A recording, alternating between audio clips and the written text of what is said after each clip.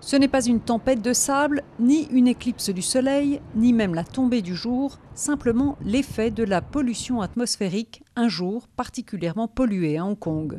Pourtant, même quand le soleil brille, l'air continue d'être nuisible à la santé 320 jours par an.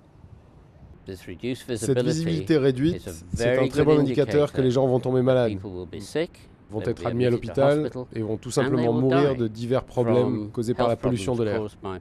Ce jour-là, le journal indique pourtant que la pollution est entre faible et moyenne. En fait, l'indicateur officiel n'est absolument pas conforme aux standards de l'OMS et il sous-estime gravement la situation. Cela peut évidemment causer des maladies respiratoires, aiguës et chroniques. Cela peut aggraver ou même causer de l'asthme, des crises cardiaques, des attaques et des cancers. Selon plusieurs études universitaires, la pollution tue en moyenne 1000 personnes par an à Hong Kong. Ce pédiatre renommé a lui-même constaté l'évolution au cours des 15 dernières années.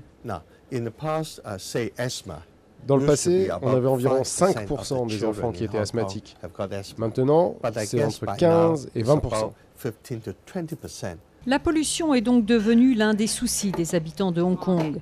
Et depuis que l'on sait que le problème n'est pas seulement à mettre sur le dos des usines chinoises voisines, la pression monte sur le gouvernement.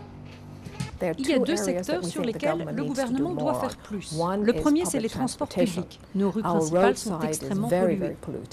Le deuxième problème, c'est qu'Hong Kong est un très grand port et les émissions des bateaux sont très toxiques.